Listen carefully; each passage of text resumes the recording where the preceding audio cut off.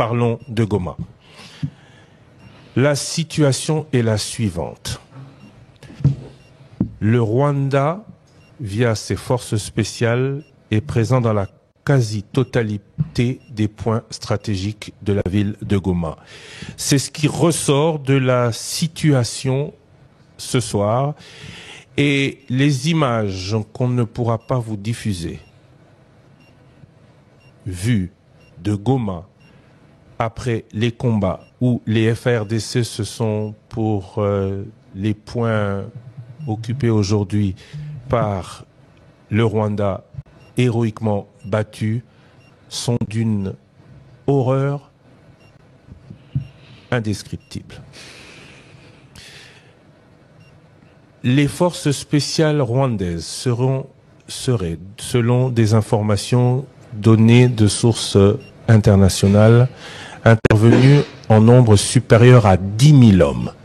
Et alors qu'hier soir, les FARDC avaient récupéré la RTNC notamment, et que l'aéroport n'était pas sous leur contrôle, cette nuit, des milliers de soldats sont intervenus dans la ville. Ce matin, le ministre d'État Mwindo Nzangi nous le disait à mots couverts. Ce matin, nous découvrions petit à petit une vérité qui a fait froid dans le dos à ceux qui ont pu voir les images.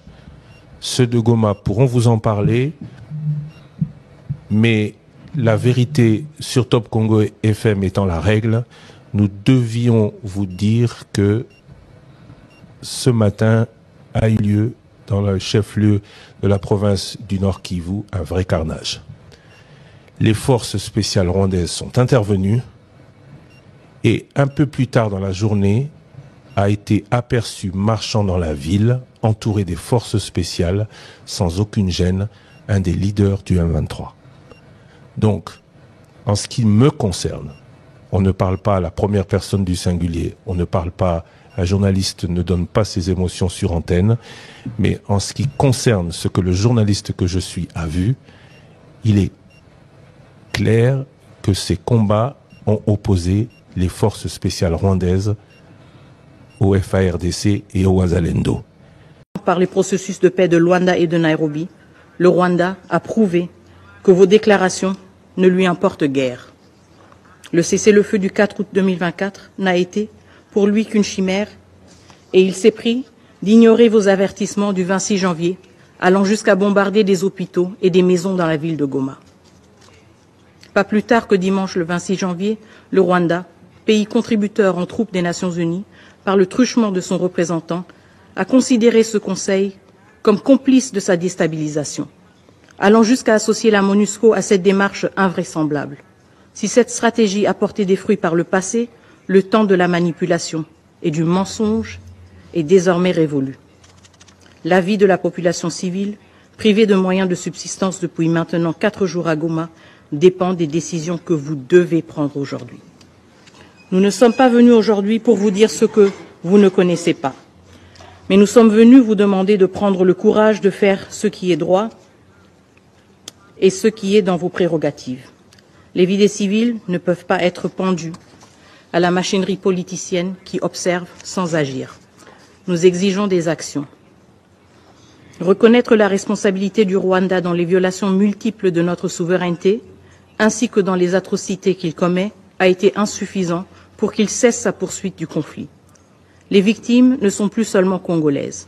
Le Rwanda a frappé l'Afrique et l'Amérique latine, en tuant des militaires sud-africains, malawites et uruguayens venus protéger les civils. Il a frappé ce Conseil en tuant des casques bleus de la MONUSCO.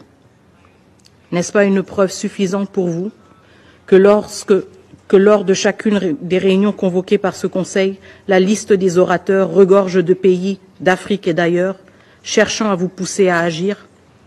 Dimanche, c'était l'Afrique du Sud, le Burundi, l'Uruguay. Aujourd'hui encore, nous sommes rejoints dans un esprit de solidarité par nos frères et sœurs de l'Angola, de l'Afrique du Sud, de l'Uruguay, du Guatemala, du Zimbabwe, du Sénégal, du Burundi. Tous ont répondu, car l'humanité est en jeu. Tous sont venus voir ce que vous allez faire. À quel seuil de catastrophe humanitaire et de violation flagrante de notre territoire devrez-vous enfin agir pour sanctionner les responsables du M23 et les officiers rwandais et leurs complices? Si ce Conseil ne sanctionne pas, l'histoire marquera ce temps comme l'époque de l'impuissance et de l'indifférence du Conseil de sécurité. Le droit de rachat de ce Conseil sur cette crise n'est nulle part ailleurs que dans les actions immédiates. Et déjà, nous voyons venir une manœuvre prévisible. Le Rwanda, qui a délibérément dirigé cette guerre sur le territoire d'un autre État souverain, le nôtre, commence à revendiquer que les combats atteignent son propre sol. Mais que pouvait-il espérer? Une guerre, Excellence, ne connaît pas de frontières. Elle est sale.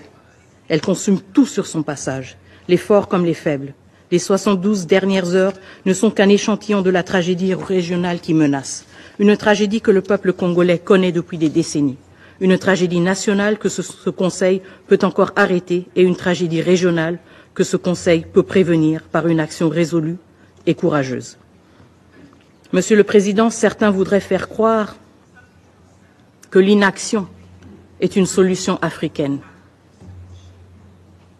Nous sommes un pays africain sous attaque. Mais cette attaque dépasse nos frontières. Elle est une attaque contre le multilatéralisme, contre les principes même des Nations Unies, contre chacun de nous. Laisser cette crise s'enliser sous prétexte qu'elle serait un problème africain, nécessitant une solution africaine, revient à trahir l'esprit de solidarité internationale qui fonde cette organisation et l'esprit de responsabilité, de sécurité collective qui justifie même votre présence comme membre de ce Conseil. Nous réitérons avec insistance nos 5 demandes urgentes. 1. Le retrait immédiat des troupes rwandaises et la cessation des hostilités. 2. La mise en place de sanctions ciblées contre la chaîne de commandement des RDF et les décideurs politiques rwandais. 3. L'imposition d'un embargo sur les ressources naturelles déclarées comme rwandaises, en particulier le coltan et l'or. 4. La révocation du Rwanda en tant que contributeur de troupes aux Nations Unies. On ne peut être à la fois agresseur et prétendre jouer un rôle dans la promotion de la paix. 5. La transparence totale sur les transferts d'armes au Rwanda.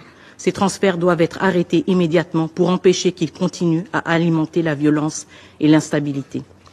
Monsieur le Président, nous sommes ici parce que c'est ici que le monde doit gérer ses défis. C'est ici, si ce Conseil échoue, la rue va s'en charger.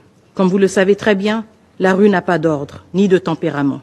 Il y a 48 heures, devant ce Conseil de sécurité, nous avons une nouvelle fois attiré votre attention sur la déclaration de guerre du Rwanda contre mon pays. Une balle qui frappe dans le cœur ne saurait laisser le reste du corps indifférent. La République démocratique du Congo est en guerre et face à cette agression, l'inaction collective semble malheureusement embraser cette situation jusque dans sa capitale. Je réitère ainsi, encore une fois, que le gouvernement de la République démocratique du Congo condamne avec fermeté toute attaque contre les missions diplomatiques accréditées en République démocratique du Congo. Cependant, l'indifférence n'est plus une option. Ce Conseil ne devrait se permettre de rester passif, car chaque jour sans réponse concrète fait grandir le prix du silence. Le moment est venu pour ce Conseil de démontrer son courage et son engagement. L'histoire retiendra vos choix. Que cette Assemblée soit le rempart de la justice et de la dignité humaine. Je vous remercie. Nous demandons à la communauté internationale de nous parvenir en aide ou de chercher une solution palliative, de faire rencontrer les 2 présidents tête à tête et chercher une solution parce que la population souffre, il n'y a pas d'eau, même l'électricité. Scène de pillage également à Kinshasa, la capitale congolaise, où des manifestants ont exprimé leur colère ce mardi face à l'escalade du conflit. Quand d'autres s'en prenaient à l'ambassade du Rwanda et du Kenya, ou encore celle de la France, de la Belgique et des États-Unis. Ce que le Rwanda est en train de faire, c'est une complicité avec la France, la Belgique, les États-Unis d'Amérique et d'autres. Alors, les Congolais sont fatigués.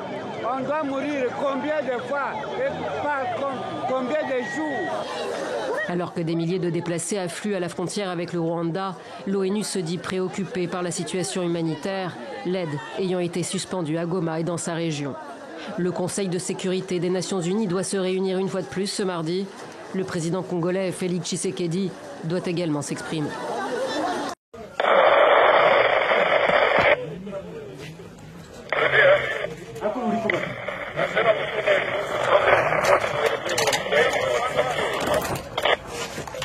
intéressant.